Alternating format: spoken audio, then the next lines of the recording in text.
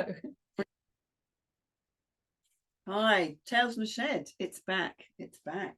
back. And we're also going to move on, because the one that we did last time, the one that we were talking about last time, where we were kind of thinking about this, well, we started off calling it arguing, and then we got to debating, I think. But it was that whole thing about we're finding that we're living in an environment where people have to be right or wrong, as opposed to being curious, even good or bad. Yes, that's right. So we kind of had this, and we kind of had some rules about disagreeing, which we talked about, and now we're going to think about some other ways. So what could you do? And we did raise the question at the end of last time, which was about what happens if you disagree quite strongly with somebody that you either like, or that you're in a relationship with, or you want to stay in a relationship with, or what happens then? And you're thinking, do you know what, actually there isn't any way here. There isn't any way here that we can get to any kind of compromise, any kind of, let's not talk about that kind of thing, because it's a bit too raw. So, and you've got a really interesting technique, which we have talked about before. We've talked about this one before. We have talked about, there's a couple of things that I kind of raise. One of which is we've got this good, bad, right, wrong. And that is a good person or a bad person, and it's really divisive of everybody. And I feel that we have little cohesion, we have little respect for each other. So one of the things that I came across was this idea that we get very into a mindset, and that very aware that when we're arguing or we've got something, we sit and go over, and it sort of gets us, and we get very deep, and we get very stuck, and everything comes into our mind about it. Everything. It's almost like, that thing where you've got water coming over something and you push it down, it just more of the same comes in, and it's almost trying to break that mind lock. Because that's where we go into that primitive brain, isn't it? Which is the if I don't win this argument, I'm going to die. And people become really like red mist. So we're talking about something which is opinion rather than and it's more like I need to make this, so your brain just becomes so focused, it sort of reaches to the edge of everything, and everything comes tumbling in, and you remember things you thought you'd forgotten, and your cortisol's probably going, whatever, adrenaline's going, so whatever. It's sort of breaking that. And one of the techniques that I've seen that's very good is meditation. You mentioned. So you kind of go into this, just take yourself away. So it's not that count to 10 or the rest of that nonsense, but it's just it's breaking the brain flow so that other bits of information can come in.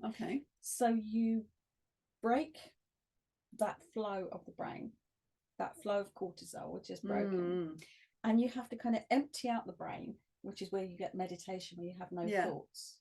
And then you can kind of refire it up on a new basis.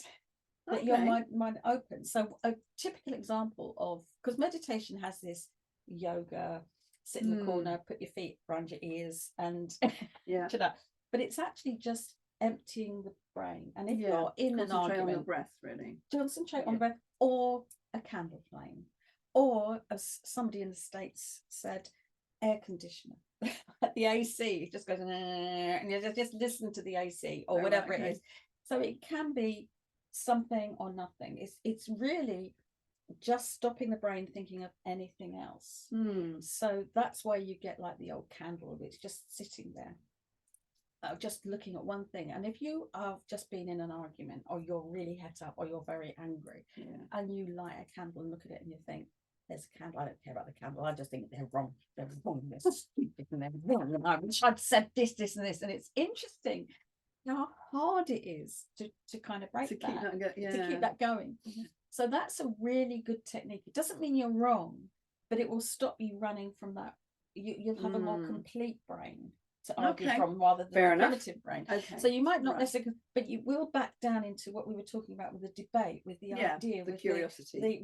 We looked at something called sexy, with the different examples and things like that, but it kind of came through. So I think that that's a really useful thing. And a great example of this is sleep. Have you ever done that? You wouldn't argue with But you know, you had this massive argument where you're absolutely right and they are absolutely wrong, and there's no, and we've done that. I have And then done you that. go to I have bed, done that. Yeah. and then you wake up the next morning going, something, there's just something vaguely wrong. Oh, that argument. Oh yeah. Yeah. What was it? Oh yeah. But it's the brain is, and then you look at it completely Sorry, different. the Theaker brain can hold on to it. You can reinvent it in the morning. Invent it, but yeah, I've managed to do it for two. I managed to do that for 2 days. but you kind of have to reinvent it, is what I'm saying. Yeah, you have to remember that you feel pissed off at the person. You must remember, whereas you naturally wake into a new brain. Yes, you wake into a new brain, and then you say, "Oh, thanks, that cup of tea." Oh, I've just remembered I'm not speaking to you. Yes, I've right. forgotten I wasn't speaking to you. But it's that reinventing it. So that's a natural meditation, because people always have this weird meditation means blah blah blah. Yeah. But actually, we naturally meditate overnight. Okay, that's a natural meditation Fair that enough. we do. So that's one example of it. Or people say go for a walk, and because you've got to concentrate on your feet and not falling over, and your arms and legs are working at different, they're working together. So you're resetting your brain. So meditation is purely a brain reset. Okay. So that's one. That's a good first step. That's a good first step. So that's one thing when you're locked into that argument. And the other thing that we have talked about in the past is something called Ho'oponopono. Yeah. It's pretty woo-woo, guys. we want to put that on the beginning. You know, where they have a kind of thing. The following video contains woo-woo stuff. Yeah. And it's something that I've been doing for a while. I like to do it, and it's a really interesting thing. I think maybe I don't know how it works. I'm not even going to pretend. No, but meditation does work. Yeah. So the Ho'oponopono is, I'm sorry. Please forgive me. I love you. Thank you. Or the other way around. It doesn't really matter. But I say, I'm sorry, please forgive me. Thank you. I love you. Okay. You say it the other way around. But yeah. It's fine. It's absolutely fine. And it's Hawaiian prayer. It's a Hawaiian prayer. That's where it comes from. And it was a great book that I read about this that had this guy. Dr. Lee used it with, he was used in a mental hospital, and he had very, very severe patients that were never released back into the community, and he just sat and did this prayer over and over and over, and his patients got better. And it's like, well, I may as well try it and see if it works.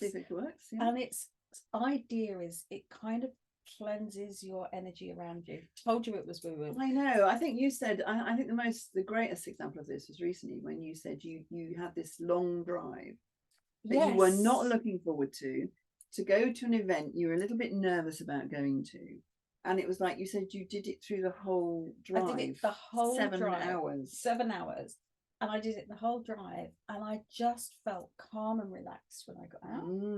And the event was beautiful. It was just astonishing. I was on my own, and I was worried about it. I was nervous. And actually, I had an amazing weekend, and I was actually on a high for about 2 days afterwards, because it was so lovely. And then I had a lovely drive back where there was no traffic. And I think it softens you. It cleanses you, because it's always about, we come to the disagreeing bit. It's always about that other person. If that other person can change, if that wasn't there, if the other thing wasn't there. But actually, because when you do this, whether it's meditative, whether it really does something, whether it actually takes the energy into you, and you're softer. And if you're softer, you're more open. So you come across, so as opposed to going into the event where you might have been like, I'm just not going to have a good time here, and then you would have been in the corner with your, and then nobody would have approached you.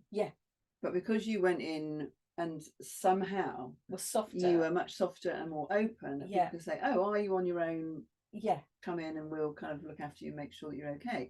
So it is that other thing, isn't it? And it's the same with disagreeing. It's not about the other person changing. It's never about the other person. They're about the other person. It's always about me. And so, I mean, I used to have this one where it kind of said, so why am I getting so upset about this? And it could be, is it something about me that I'm not liking? So therefore I have to defend this and make sure that it's kind of not okay. Or it was just, why is this person really annoying me? And then the course that I met Rodney was one that said, you just have to regard them as a gift. There is that where there is a gift. They're a real gift. So then it became a kind of thing like, that person was a real gift. So but it was like, so what is it? It's always about you. Why am I getting upset? Why am I triggered by this? Because that's all you can do anything about. Whether you meditate, whether you use Ho'oponopono or anything like that, all you can do is change you, not necessarily your opinion, but the way in which you're reacting or to your that situation. Real feeling. Wayne Dyer had this great example where he said, imagine that you've lost your, and I'm probably mis telling the story, I wouldn't tell it as well as he does, but he said, imagine you lose your keys in the house and you look all around the house, and he said, imagine you lose your keys and you're looking for them and it's dark in the house and you can't find them, and you look outside and there's a street lamp so you can see, so you go outside around the street lamp and somebody comes up to you and says, what are you doing? I'm looking for your looking for my keys. So they said, oh, I'll help you. So they're looking around, and he said, well, where exactly did you drop them? He said, inside the house. He said, well, why are we looking outside the house when they're inside the house? And he said, because it's lighter, I can see it here.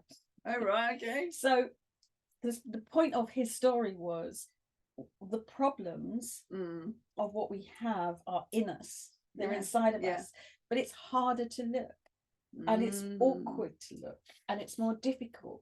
Whereas if we just go somewhere pointing to somebody else, it's easier to put that right. So if we can change everybody around us, I wouldn't have a problem. This is true. But actually, I think we would have more of a problem. So I think it's both techniques allow us to release our full brain. Fine. Good. And have the best of all of us. And I think what I've discovered is that there's probably more to us than we think. So I think we become bigger people. Yeah, completer. No, so that's good. So there's two things that you could use. So if you find yourself somehow getting into it with somebody else, or stuck in something like, I'm going to hate next weekend, or whatever I'm worried about that thing. So two things: break that cycle by some meditation, looking at something, concentrating on something, or just try a Ho'oponopono. I mean, you got to lose? So I'm sorry. I'm sorry. Please forgive me. Please forgive me. Thank you. Thank you. I love you. I love you. Let's see what happens.